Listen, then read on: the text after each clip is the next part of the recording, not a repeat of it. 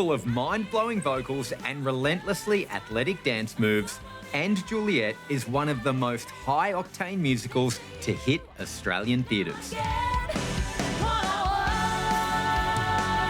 Just make sure you're keeping nicely up till here. But the energy on stage is nothing compared to the effort performers like Georgia Kennedy put in behind the scenes.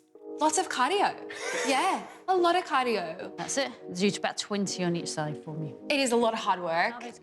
But to be honest, there's so much cardio in the show. It's 8 times a week that I don't like to do too much of that outside. I really make sure to do sort of restorative exercises and stretching to feel my body again. Just really working up through your toes for me, OK? Yeah. Like any team of professional athletes, Georgia and her And Juliet co-stars are supported by a group of specialised physiotherapists, led by Performance Medicine's Annie Strouch.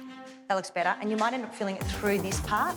Because the show is 8 shows a week, it's very repetitive, so people get a cumulative load in their body. So our role is to decrease that accumulation and really finesse what they're doing. So we will look at, if someone's always doing something on their right side, we're going to activate the left side more. We're going to make sure their legs are working, but we need to be able to do it in a way they're not going to be too sore so that they can go to work in 2 hours and no one's going to know that they've just done a conditioning class. And legs out like that, that's it. Good. So with your role, are you watching rehearsals and you're saying, hang on, they're hoisted up, they're clipped onto a strap, they're in a corset, and they also have to belt as a tenor.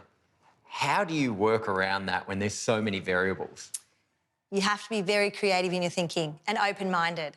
And you've got to work out a solution that suits everyone. First and foremost, the performer safety, and we do work with other departments, so the wardrobe department, and navigate a way to find what we need that looks creatively what the show needs, but also is more comfortable for the performer. Talking about protecting performers, mid-show, sometimes things just happen. Rolled ankles, Yes. hammies. Yes. What do you do? Often it's a phone call to me, Annie, something's happened, and that's okay. That's why I love the job. Interestingly, in music theatre, it's a bit like footy and you can sub people off. So it's called a swing. So the companies are really amazing. They have dance captains. So if someone's injured and they can't perform, they're able to swing them off and then swing someone else on, and the audience are none the wiser. Of course, a healthy body is one requirement for starring in a musical. Do about 20 for me. Okay. To belt out hit-pop songs every night, Rob Mills has to take care of his voice just as much. It's really important to, it's like getting a tight hamstring. All these muscles here that we use quite a lot with our jaw and our neck, to keep stretching them out as you would a hamstring if you're an elite runner or, so stretching, plenty of fluids, and I don't know, try not to get too stressed. Yeah.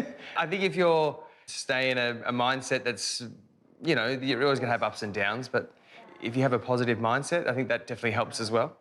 I'm glad you touched on mindset because unlike some other industries, when you sign up to a show, you're committing months, if not years, away from your family state, away from your friendship group, and you are giving up most of your afternoons and nights, and they're such late evenings that most of your mornings are gone too, with rehearsals or physio or whatnot.